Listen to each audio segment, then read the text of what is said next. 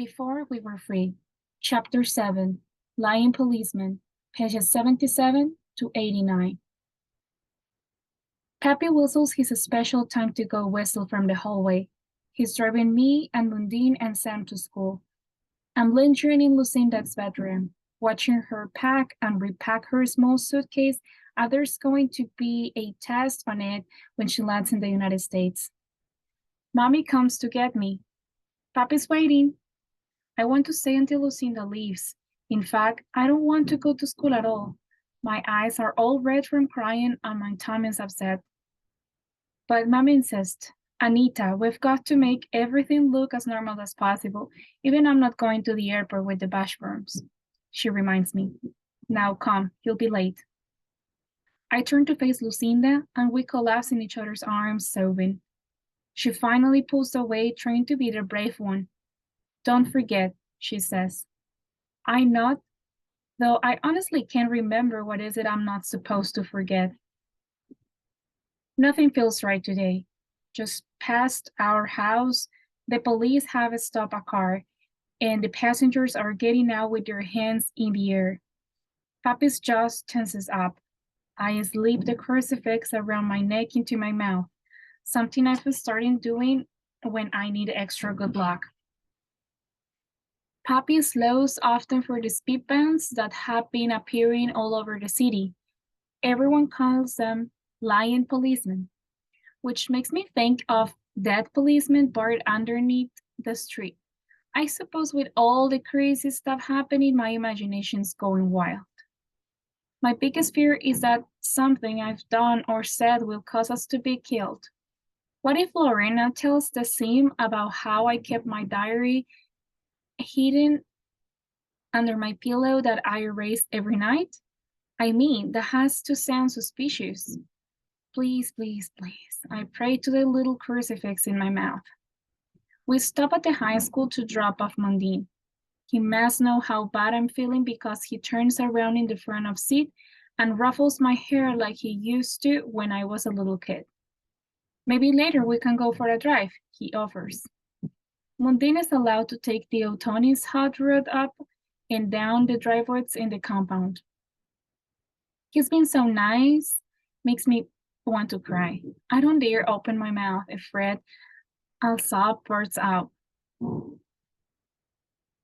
I'll go with you if she doesn't want to, Sam pipes up. All the way to school, he's been talking about what a great time he's going to have now that his bossy older is leaving. It makes me feel even sadder that his feelings are so different from mine. But then, the more I think about it, that's the way it's always been. I have some rather sad news to report, Mrs. Brown says first thing in class. I am so numb already, I don't think I can feel any more sadness. But when she said that the American school is going to close its doors temporarily, it looks like the last straw, Shusha says, broke the donkey's back. Even though I complain about school, I really don't want the last normal thing in my life to stop. I lay my head down on my desk. Are you feeling ill, Anita? Mrs. Brown is by my side. You're going to have to answer me, dear, so I do know what to do. Her voice is sweet and coaxing. She crouches down beside my seat. I don't seem to have the energy even to lift my head and say, I'm fine. I think we'd better have the nurse look at you, she says, taking my hand. I don't resist. I stand and walk with her. As we cross the front of the room, Charlie Price makes a circle motion in the air to Sammy, who grins as if he agrees. I feel like I'm screaming, I'm not crazy, but instead, I swallow that scream and suddenly it's very quiet inside me. The nurse calls Mommy, who appears at school in Theo Tony's hot rod. Since Pappy has the other car, she looks glamorous with a kerchief over her head and dark glasses like a movie star. When she takes them off, I see that her eyes are red too, She must have been crying after Lucinda left for the airport. What's wrong, amorcito? She's asked. I want to tell Mommy the truth, how I've gotten my period, how I'm already lonely for Lucinda, and how I feel just awful that my father has to kill someone for us to be free, how I am scared about what's going to happen to us, but all the words seem to have emptied out of my head. Finally, I remember one. Nada, I say. Nothing? Are you sure? Mommy peers at my face. She looks pale, she tells the nurse. I better take her home to bed. The minute we get in the car, Mommy turns to me. She looks terrified. You didn't say anything about Lucinda, did you? I shake my head. Can't she see that I'm not saying anything to anybody? I spend the rest of the day in bed. Chucha brews me a tea of yerbabuena leaves that makes the fluttering in my chest and the cramps in my tummy go away. Later, Mundin stops in. The high school's closing too, he reports. Maybe tomorrow, if I feel better, we can drive around the compound. He keeps biting his nails as he talks. I know how he feels, except instead of biting my nails or breaking out in hives like Lucinda, I seem to be forgetting words. I'll start to say something, and just like that, I'll go blank over a word. It doesn't even have to be an important or a hard word, like amnesty or communism, but something easy, like salt or butter or sky or star. That makes the forgetfulness even scarier. Maybe Charlie's right, and I am going crazy? Please, please, please, I pray. The crucifix around my neck is in my mouth so often the features of the little Christ face are starting to wear off. As soon as Papi gets home, he comes and sits on the edge of my bed. And like Mommy, he doesn't ask me a dozen questions. He smiles tenderly and strokes my hair. His eyes are the saddest in the world. One day, in a time not too far in the future, Papi begins as he's telling a bedtime story. You're going to look back on all this and think, I really was a strong and brave girl. I shake my head. I'm not so strong or brave, I wanted to say. Oh, yes, you are. I know you are, he insists, reading my thoughts. He tips my face up by the chin so I'm looking straight at him. I feel as he's hypnotizing me. I want my children to be free, no matter what. I promise me, you'll spread your wings and fly. What on earth are you talking about, Papi? I want to ask him. It's spooky to hear Papi sounding like Chucha, but I can't seem to get the words out of my head and down the tube that connects them to my mouth. Bammy pokes her head in the door. How's she feeling? She asks Papi, as if I am not in the room at all. She comes over the bed and touches my forehead with the back of her head. I think it might be the mumps that's going around. Papi shakes his head. It's not mumps, he says. He turns back to me, still waiting for a promise I'm not prepared to give him yet. Every night now, the men meet at our house on the back patio. They've grown extremely cautious, using code phrases all the time, but they let one little thing slip by them. The patio swings around the house to a private nook where they like to sit talking, and that nook is directly beside my bedroom window. Every night as I lie in bed, I can hear their hushed voices, even as I'm losing mine. Tio Tony is always there, and Papi, and sometimes Mr. Washburn, who brings Wimpy. Mr. Mancini's have stopped coming because the group decides that he can provide a safe house in case of trouble. I don't know what that means, except that it's probably why, now that our American school has officially closed, Sam and Mundine and I go over to the Mancini's house for our lessons. Mommy and Mrs. Washburn and Mrs. Mancini, in fact, the whole Canasta group, are not about to let their kids grow up dumb brutos just because of a dictatorship. All in all, I think there are about 12 of us from different grades, now thrown together, learning addition and algebra, Cielito Lindo, as well as Twinkle Twinkle Little Star. Mundine and I always ride over with Sam in the consulate car, as it's less likely to be stopped at the guard post beyond the lion policeman. There are now all kinds of checkpoints and curfews. One day we ride to school and every other person on the street and in their cars is wearing black. When someone asks Mundine about it, my brother says these people are voicing a silent protest. Sometimes I think of my growing silence that way, voicing a silent protest. More and more people are getting arrested too. I heard a man talking one night about this one drugstore where the owner, a sympathizer, will sell you a pill you can take if you get caught by the sim. It kills you instantly. That way, you can be tortured and reveal the names of other dissidents.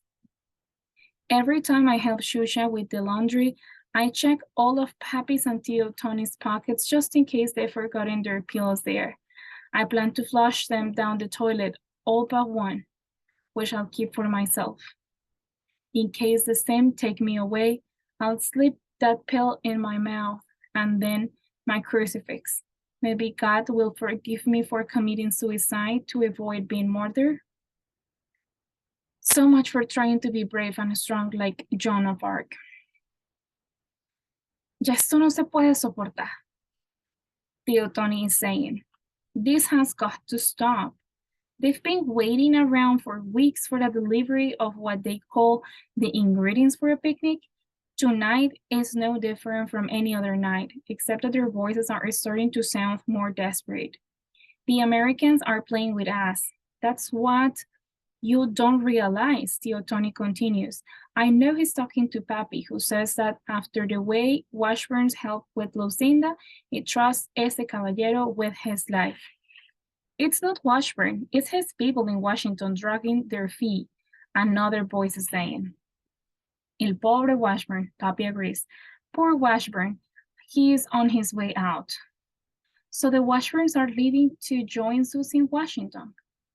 As for Lucinda, she's now in New York with my grandparents and cousins, sending me postcards that show buildings so tall even Chucha is left speechless.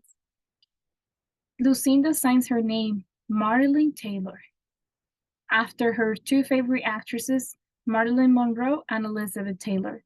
According to Mammy, Lucinda knows we can get in trouble for corresponding with a person who hasn't returned when her visa expired.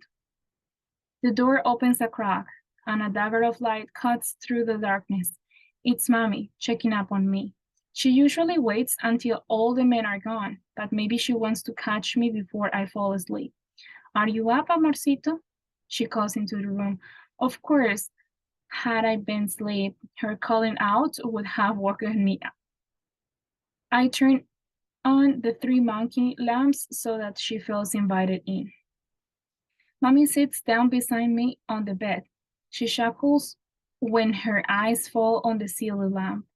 3 monkeys, one with his hands over his eyes, one with his hands over his ears, and a third with his hands over his mouth. Stand in a row under a palm tree with a green shade that covers a light bulb. It's one of the things we inherited from the Garcia girls when they left their country. Carla and I always made fun of this awful lamp that one of our aunts with poor taste once gave them. When Lorena broke my bedside table lamp cleaning one day, Mammy got that one out of the storage closet. Mommy's shaking her head at the monkeys. We can move Lucinda's lap in here if you want. I've always pretended to hate the lamp, rolling my eyes theatrically, but really it's kind of comforting to have the three monkeys lamp Carla and I've made fun of together beside me. Wouldn't you like that? Mommy is giving me that little look she wears these days when I won't talk much. Ay, Anita, tell me what's going on. You look so skinny and sad, and you're too quiet to be Mommy's cotorrita. I hate when Mommy worries about me and starts calling me her little parrot and treating me like I am 5 again. You miss your sister, don't you?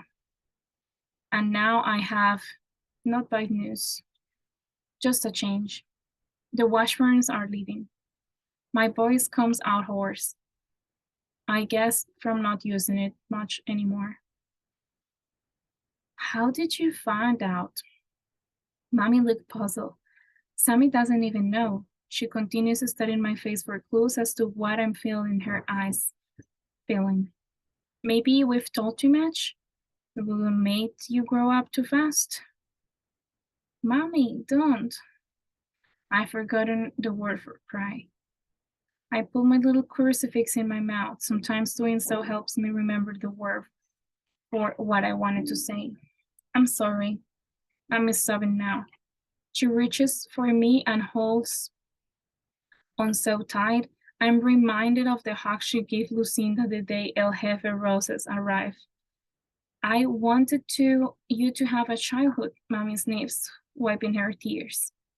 I think of reassuring her by telling her that my childhood is over anyway, that I've already gotten my period, but the voices outside my window have grown animated. Mr. Washburn and Wimpy have arrived. It's bad news, Mr. Washburn saying. They're not going to send any more ingredients for the picnic. I told you they'd be back out on us, Tio Tony reminds the group. I'm sorry, fellas, Washburn says, and he really does sound sad. I'll deliver what I have on hand in a few days at our drop-off.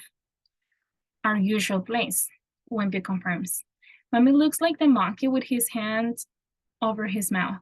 I don't know if she's upset at the news she just heard or at suddenly realizing that I've been listening in on the men's secrets meetings for months. She leans over my bed and angles the jealousy open. Señores, she goes out. Everything can be heard from this room. The gathering goes absolutely silent, and then Papi walks over to the window and peers in over Mommy's shoulder to where I sit on my bed. No wonder, is all he says. The men move their meetings back to Tio Tony's casita, even though it isn't as convenient as the patio with the shortwave nearby in Papi's study tuned to Radio Swan. Oscar says that Swan is a news station that broadcasts important bulletins by exiles who want to liberate the island. Everyone in the whole country is listening in, even though it's illegal to do so.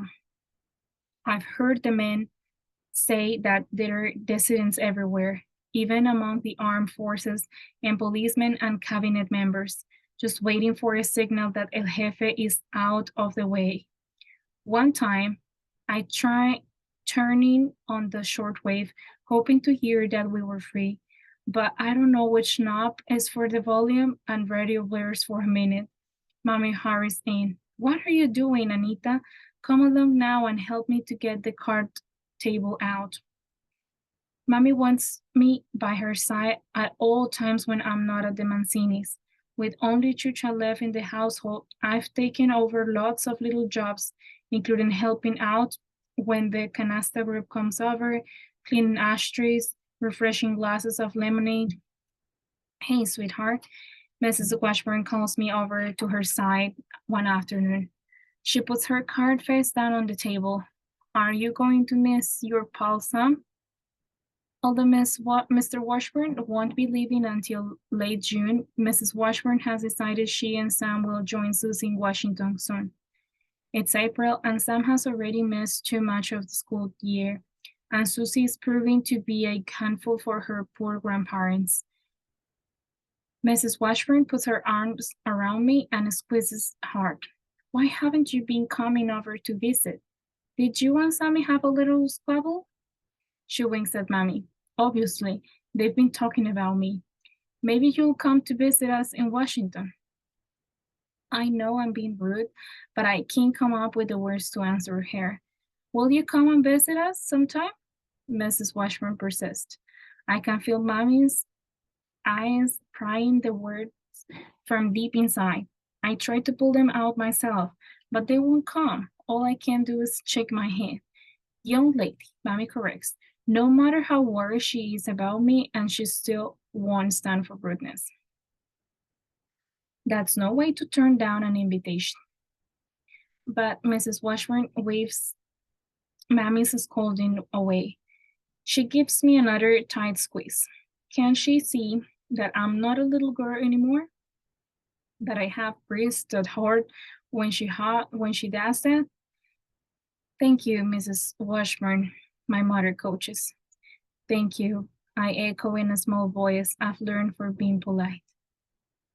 Sam still comes over, but it's not to visit me anymore. Now it's to hang over with the hood of Tio Tony's hood rod with Mundine fixing up the motor.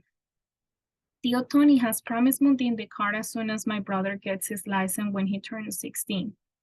What I always wonder is, how good can a car be that always needs some repair? The special feelings I once had for Sam have definitely faded. Now he seems like a regular boy with his hair too white as if he's been left in a bucket of bleach overnight. His eyes are dull blue. He and Mundine are always talking about cars. Chucha and I will pass by the carport and overhear them discussing the carburetor and brake pads, points and plugs. I repeat these words to myself as if by doing so I'll somehow be able to understand my older brother and my former love a little better. Sometimes when Mundine and Sam are out working on the car and Mommy and her friends are playing canasta on the patio, it seems as if things might be going back to normal. Suddenly, I'll think of a dozen things that say to Shusha about something I saw in one of Mrs. Washburn's Life magazine, or a plan for a hairdo that'll make me look older. But then something happens to remind me that we're not safe, and my words slide away again. Thursday morning. We are on our way to Oscar's house for class, Sam and Mundine and I. His chauffeur has the day off, so Mr. Washburn is driving. He has a stop to make downtown at Wimpy's anyway. Wimpy's is over at the Washburns a lot these days. I've heard Sam telling Mundine that Wimpy is really an undercover agent for the United States. That's why Mr. Washburn has been bringing him to the secret meetings at our house. Today, traffic is heavy. Probably El Jefe's car is expected down the main avenue, which means cars will be backed up until his motorcade passes. We inch forward at a crawl. Beside me,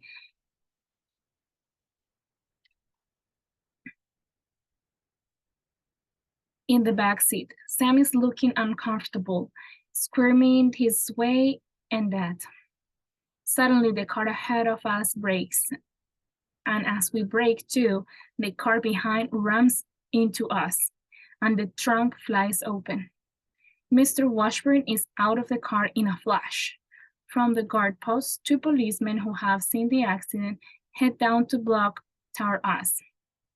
Sam turns pale at the sight of soldiers approaching, wielding machine guns. He opens his door and hurries out to join Mundine and Mr. Washburn at the back of the car. I'm right behind him. No problem, Mr. Washburn is saying to the driver who has run into our car. It's understandable, bad tráfico. He's talking too fast as he's one of who ran into a car, his hands trying desperately to push down the trunk that has flown open, but the dent in the trunk won't let that latch catch. Allow me, one of the policemen offers, strapping his weapon over his shoulder and rolling up his sleeves. No, por favor, Mr. Washburn insists, waving him away from the trunk. All that is needed is a piece of rope. The driver of the car behind us runs off to get some rope that he has stored in his trunk. Meanwhile, the second policeman heads back to his car post to make out his report. You will dirty your sleeves. Mr. Washburn is still arguing with the remaining policeman about helping with the dented trunk. But the policeman is insistent. He steps forward and lifts the lid to inspect the damage. I cannot describe what I see, for the words slide away from my memory. In fact, no one says a word. We stand for a long moment, looking down into the trunk of that car. The driver, who has arrived with a coil of rope, glances down and his eyes grow wide. Jolted from their sugarcane sacking, barrels poking out, the ingredients of the picnic have spilled out across the floor of the trunk. The guns were on their way to the drop-off point, the mission disguised as a school ride for us kids. The policeman must see them too, but all he does is reach for the rope from the terrified driver and loop one end into the lid and then through the bumper and knot them tightly together. You'd better get that fixed, he says quietly to Mr. Washburn when he's done. Todo bien? His body calls from the guard post. Everything's fine, the policeman lies, waving us on our way. Back inside the car, Mr. Washburn's hands are shaking so badly he has trouble turning on the ignition. I smell urine as if someone has peed in his pants. My heart is thundering in my chest. I pull out my chin and put the little cross in my mouth, but I can't come up with the words for a simple prayer of thanks.